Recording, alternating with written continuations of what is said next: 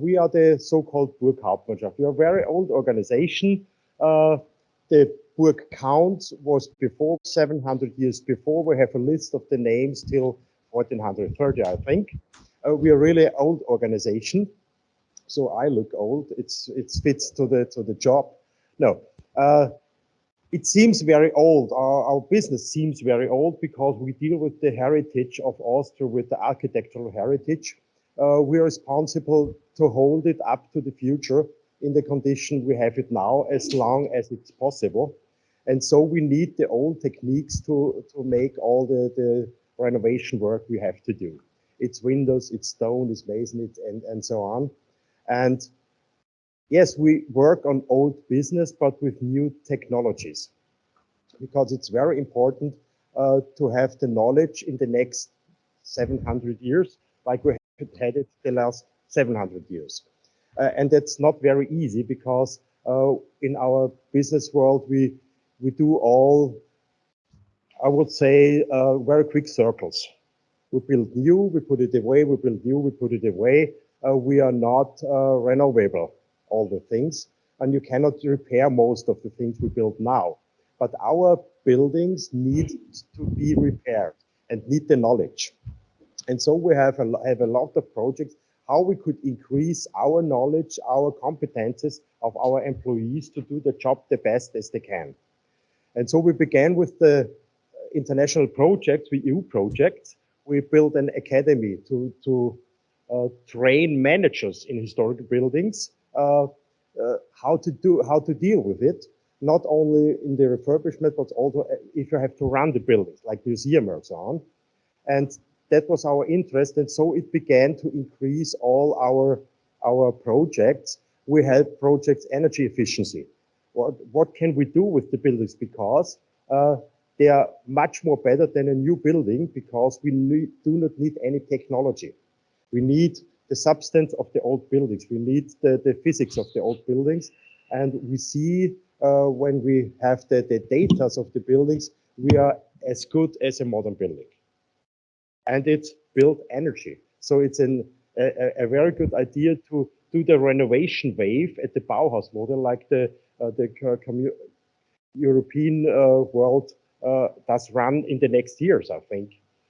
We have we have a lot of projects to hold the knowledge of the traditional craftsmanship.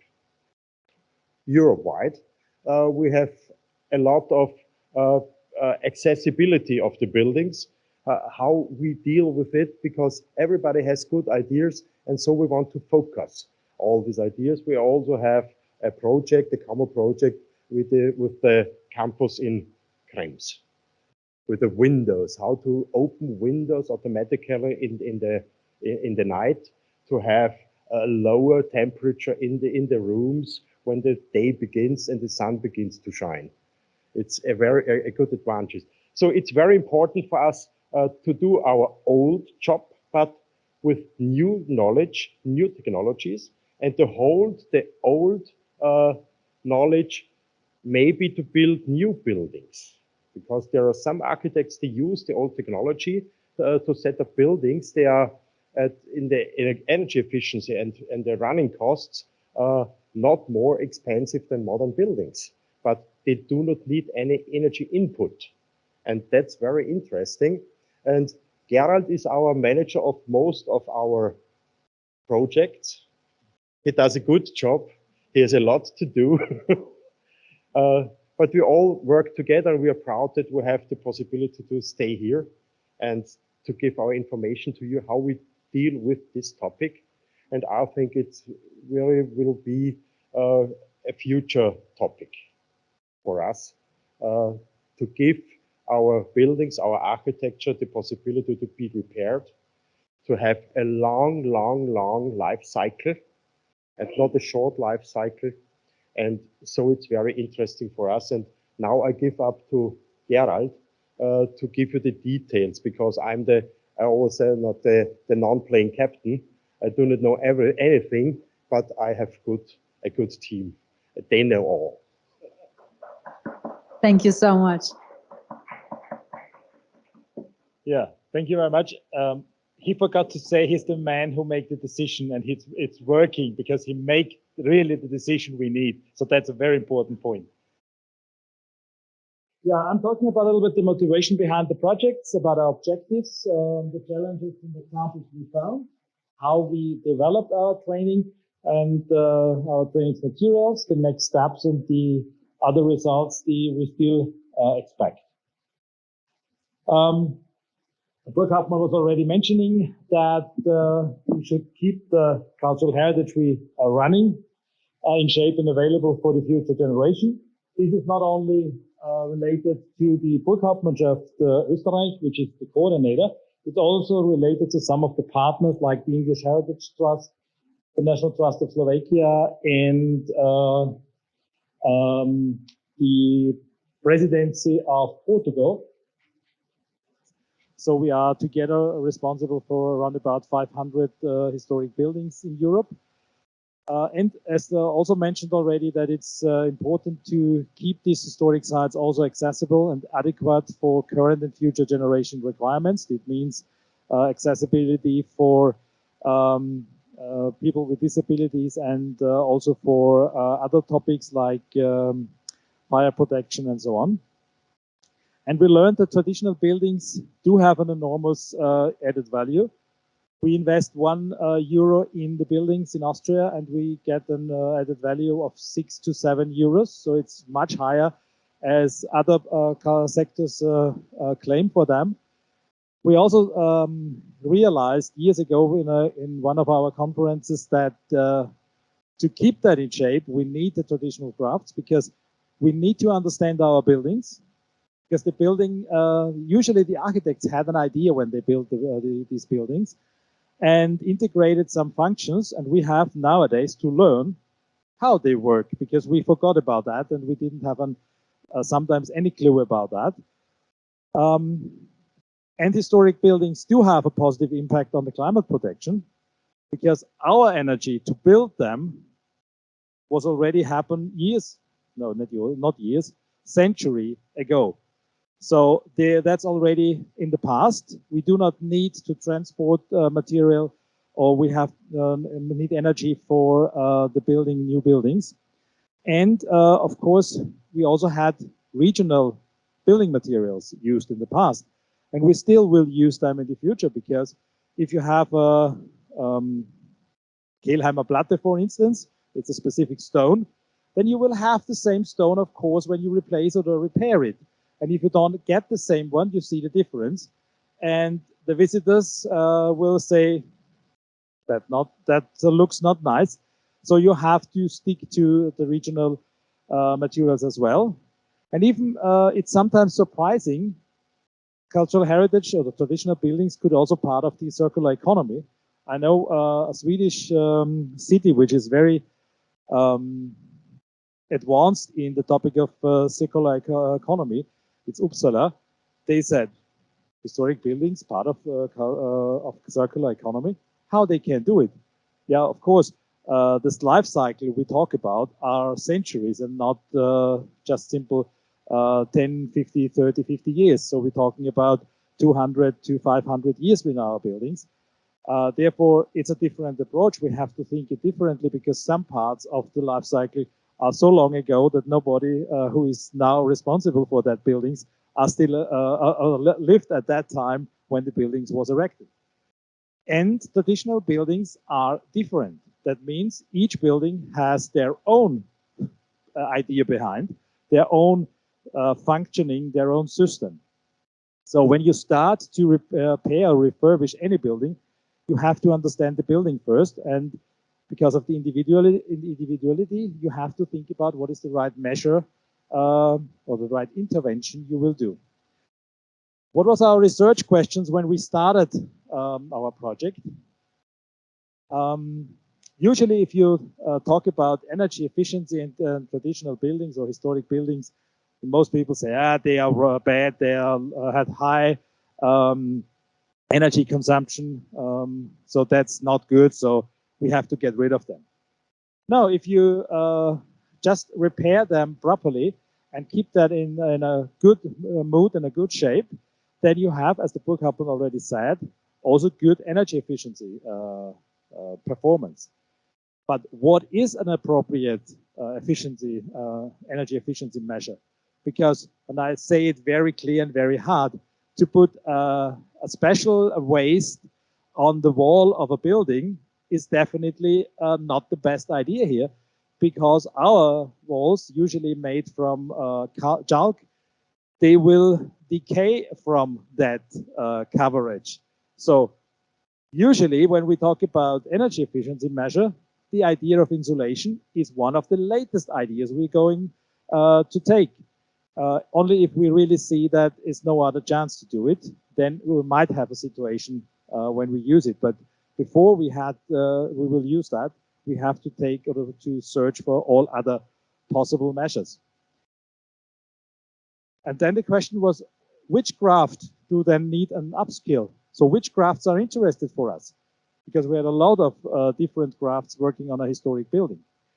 And of course, what are the learning outcomes we will cover with our training? So what are the content of our training? The objectives we had is, of course, to protect traditional competences and skills. We need to involve people. They already know what they have to do in the refurbishment project, or it's written here, conservation, maintenance, and ongoing care. We have to update these craftspersons because they really sometimes didn't know anymore how to do it. We will certify these with a ECQA certificate so that they can show, look, I know what I'm doing and I'm able to explain what I'm doing. And of course, these certificates should be updated, that it's also adequate for future requirements as well. What I missed, we have 9 partners, 5 partner countries, that's, I think, we started in February 2019 to start with our project, and we have 36 months as a duration for our project. The first thing we saw when we started the project, we had to align each other. All of us in the project talking about energy efficiency measures. Yeah, great. But what do we understand really with that? Do we understand the same, or do we have differences? We learned from the first project in maintenance, Modify, when we developed the maintenance manager. We lost around about 6 months to get aligned on the terms, what should be included in the training, and what are the definitions of the buildings and what is covered by the trainings we will develop. And this was an important and an interesting discussion. And so we started the same thing in ProHeritage as well, and was sitting together, I think, 2 days in Innsbruck, and discuss all the measures we know and had the information about, and we talked about how the behavior of traditional building. And we learned we should stay in the system, in the same system as we had in the past. That means if we have an hydrofill system, so liking water, then you should not change to a hydrophobic system, because water is always there. So if you change that on a building, water will always find its way. So if you're not aware of that, then you have the problems of different place. So it's better to understand the building and keep the problem on the same in the same area, let me say. Another thing is we should not worsen the situation we found, right, for the actual refurbishment, for the future intervention. Because if we use a material which you cannot replace or remove from the building, how you can repair that building in the future? So you lost your capabilities or degrees of freedom to work for in a future refurbishment. And we need a holistic approach to energy efficiency. We understand that energy efficiency in traditional buildings is not only, as we said, doing some technical measures. We have to understand the building first, and we have to think about what is the impact on the energy consumption we have. It's not only the building itself. Of course, the building is one of the factors, because we have to understand, first of all, how the building works, but we have also occupants in the building. They have a different impact on the energy efficiency. So we have also the behavior steering as well, and other things which makes it important to say, yeah, what is the use of the building, what occupants we have, and what is the actual situation, the condition of the building itself. Because I will show you, there's one thing which we always have to start here. Of course, we have losses. You know that from every building in different areas, roof, walls, and so on. And one of the first things is good and poor intervention. We learned from our project partners and from ourselves. It depends on how good the craftsman is working, of course. See just the example of the mortar joint repointing. So when you just repair the mortar, you see that if you do it well, it will be in place in a good way for 60 to 120 years. So when the industry always talks to you, 30 years, you have nothing to think about. There's no things you have to do, no activity. If you do it right, we have the same. But if you do it worse, you have to do it every 5 to 15 years. So it's important to understand that the craftsperson we need, they should really know what they are doing.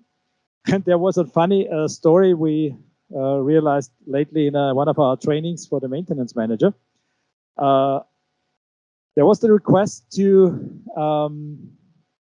change the water Regenrinne and the Fallrohr, where the rain is going down. And there was a specific request because it was not really flat. It was a little bit, as always, very, not curvy, but very, yeah, nicely designed. And the craftsperson said, I cannot do that. And the responsible manager said, why you can't do it? Yeah, I can't buy it at Obi Market. That's the reason why I can't do it. And the answer of the responsible manager was, I ordered you that you do it because I don't expect you that you go to the Obi Market because you should know how to do it. I think he had to change the craftsperson here in that case. An important thing for our work is that in the last century, in the 20th century, we realized that there was a change of the construction method. This means that in the past, we had buildings with thick walls, with some characteristics which are using the situation you have. And then the industry starts in the 20s, in the 30s, 40s sometimes to realize we have to be more efficient. We have to reduce the heavy work on the construction side. And we started to develop in the direction of prefabricated things as well.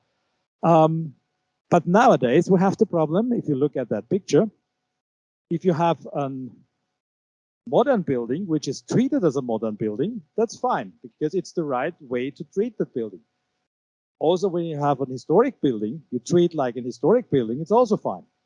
But the funny thing is, most of the historic buildings, they are listed. No, all of the listed buildings, because there is usually the monument authority looking after that. They are treated as an historic building.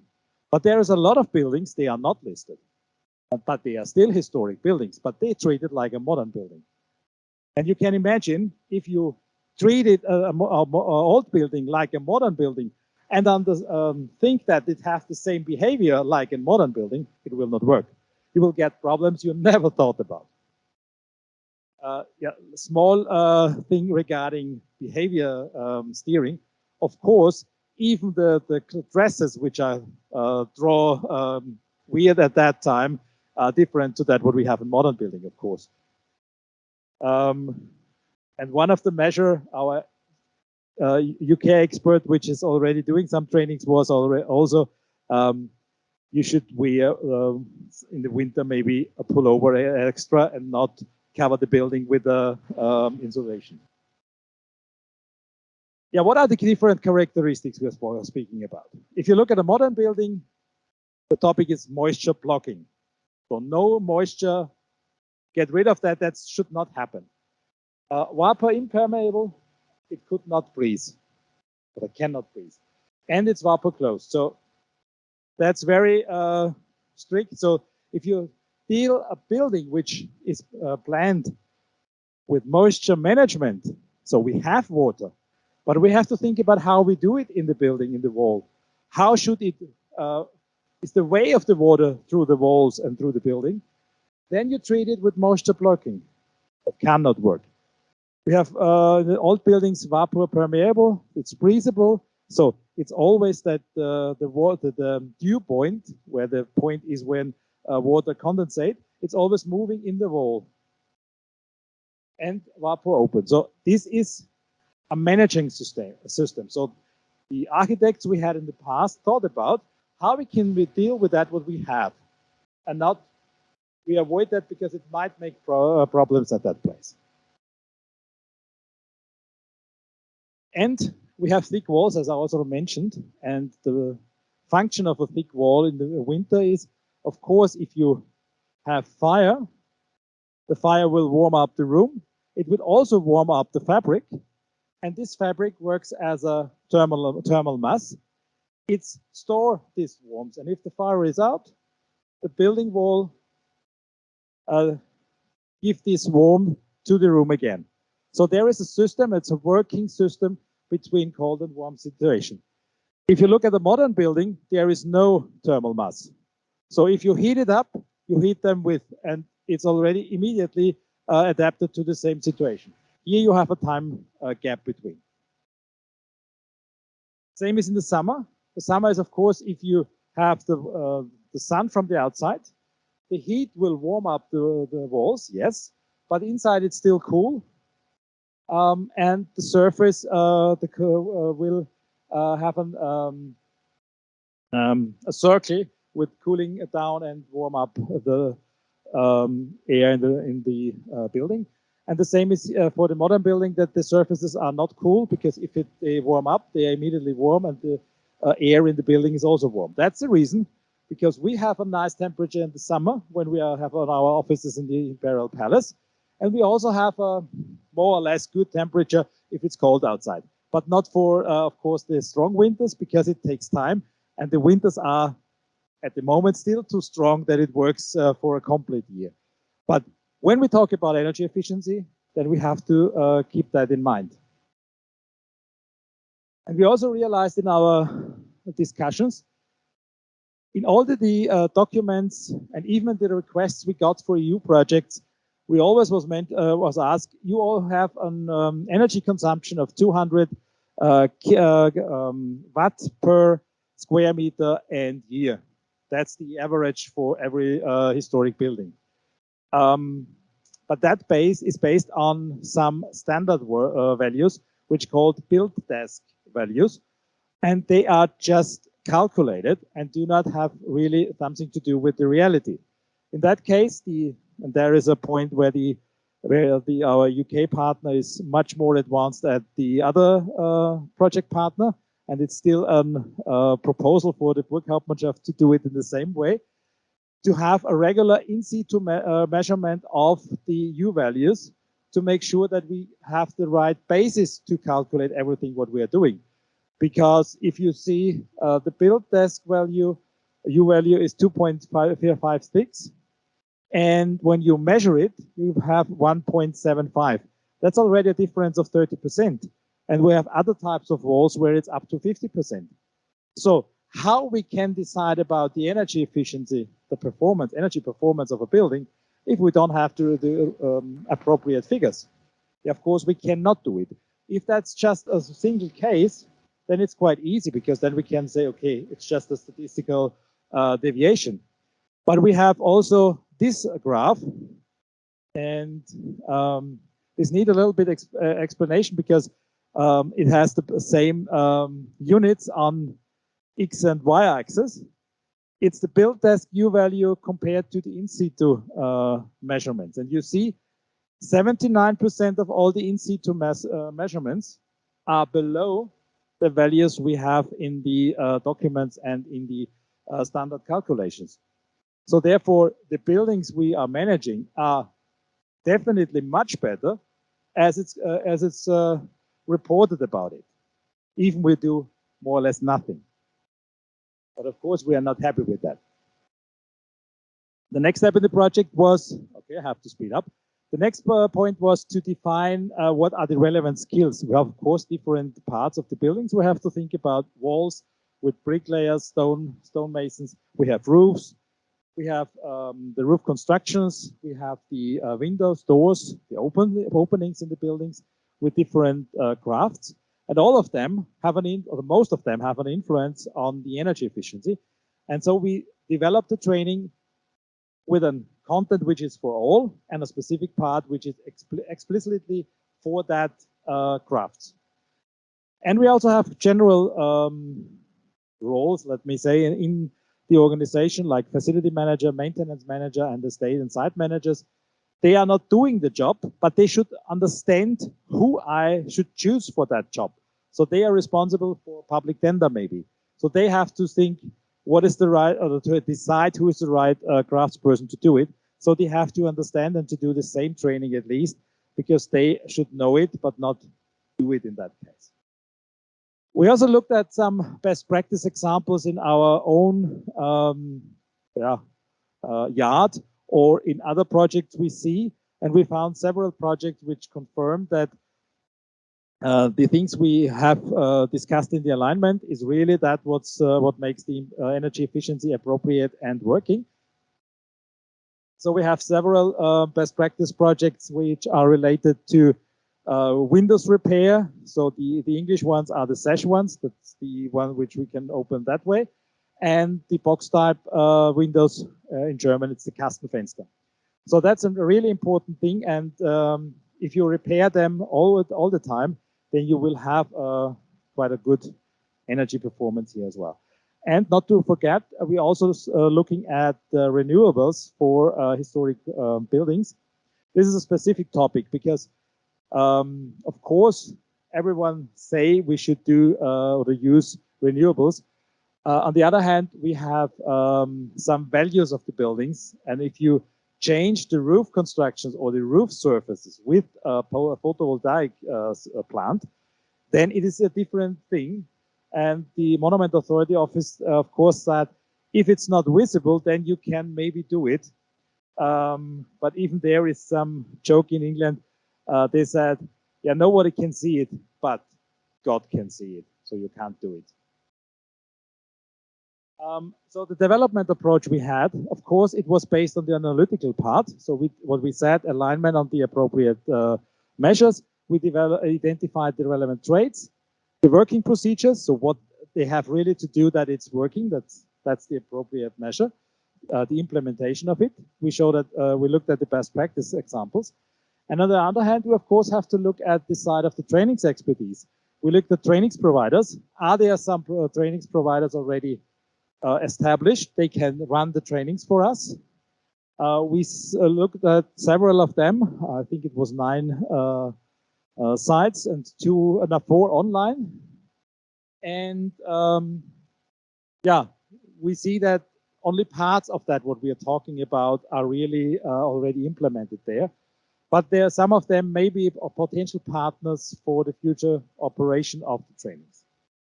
And following the ECQA and the international standard, I would say, ECQA is just make it visible for us. We developed the curriculum with the learning outcomes. Trainings materials are on the way at the moment, and also the exam questions. I mentioned the study visits.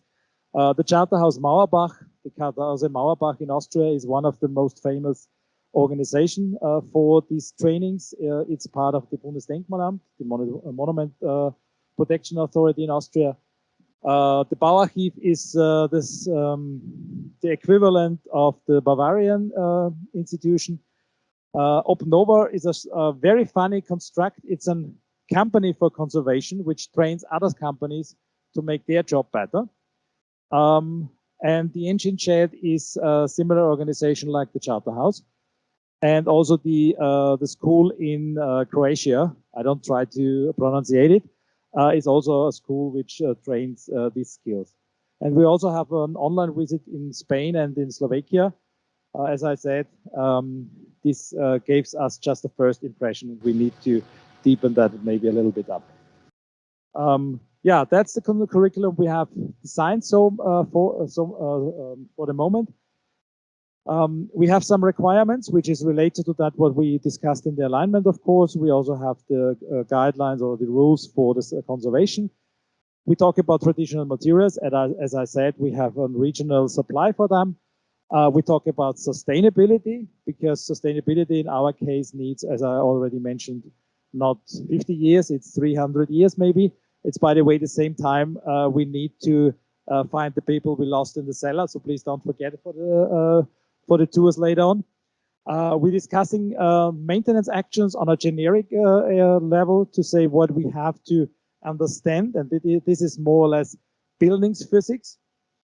We talk about special actions like insulation, so how we can do it, what is the problem we have or we can get when we insulate buildings.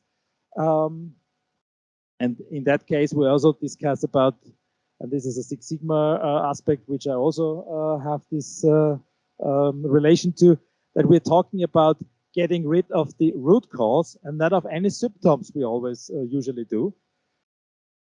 Finally, we talk about some building elements like the windows, like the floors, and the shutters and blinds and so on, which are in Austria lost mostly, but for instance in Italy or in other countries is still there. And then we talk about renewables, what is appropriate, and the last part is good and poor intervention and the specific parts for the selected crafts. I am not talking about the learning outcomes in detail, but they are there. The next step, as I said, we're working on the relevant working procedures to produce the videos about it. We finalized the trainings materials. We are on the way to developing the exam questions. We hope that Corona or the COVID will allow us to do the trainings in 2022. The documents, the trainings material will be available on the e-learning platform of the European Heritage Academy, which also was mentioned by the Burghauptmann already. The issues, I think you know that, it's 66% in our case, correct answers which are needed to be successful. And that's more or less the results we also have. So the trainings courses we should have developed and tested at the end. We should, of course, have a developed certification validation process, was it already happened. We don't have any certificate at the moment, of course. Even the project officer was asking, of course, we don't have at the moment. We are working on it and the certification process is ready.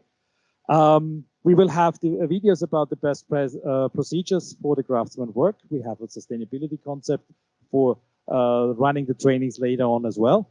And at the moment, we also have to calculate the impact of our project here, which is an interesting topic, because if you talk about the energy impact or the impact on the reduction of the energy consumption due to a training, there are some assumptions needed. First of all, how many participants you will get, how many projects they will do, have they a project which is fully covering all the tasks here, and what is the final impact on this building. So I was trying to find figures for Europe. That was already a challenge, because just the number of historic buildings in Europe is not so easy to find. That's really a challenge. Finally, I found one, and we calculate that the trainings based on, I think we have mentioned 200 or 300 participants with a certificate at the end, roundabout. When we calculate that, we will have an impact on, I think it's 16 gigawatt hours in 5 years. That's quite nice, because it's much more as I had in my first calculation. But then I had a very funny comment on that figure, because if we save so many energy, then someone can drive with his special car, Bernhard. I told you I do it. Yeah, this is the effect of the project we will have, and we also have a reduction of, I think, 2 kilotons of CO2 emission reduction as well. So we can also contribute to the other targets we have mentioned, or objectives and actions of the EU with the renovation wave and the new European Bauhaus. So that's also quite fine for us. Yeah, I'm running through this project. I hope I give you an overview what we are doing. I just focused on the trainings aspect, to be honest. If you will have some additional information, you see the acting people here, and also the internet address where you find more about the project.